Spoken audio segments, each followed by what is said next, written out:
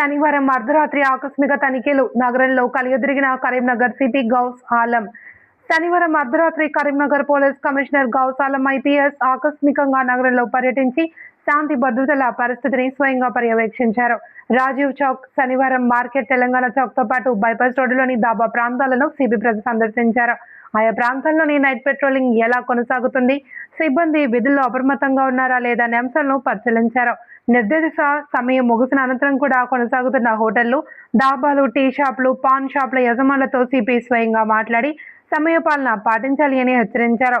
నిబంధనలకు విరుద్ధంగా షాపులను నిర్వహిస్తే చర్యలు తప్పవని స్పష్టం చేశారు. అనుమతించిన సమయం దాటిన తర్వాత కూడా వ్యాపార కార్యకలాపాలు కొనసాగిస్తున్న షాపుల యజమానులకు నోటీసులు జారీ చేయాలి అని స్థానిక పోలీసు అధికారులను సిపి ఆదేశించారు.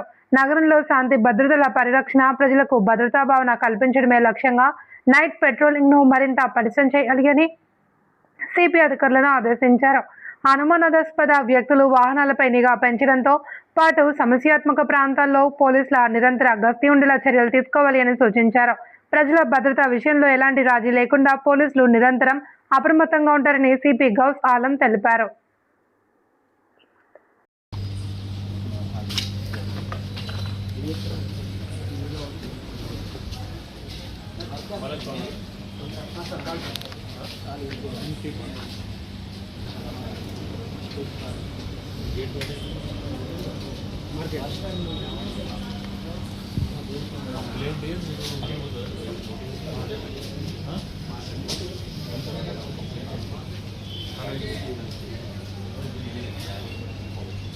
Very good.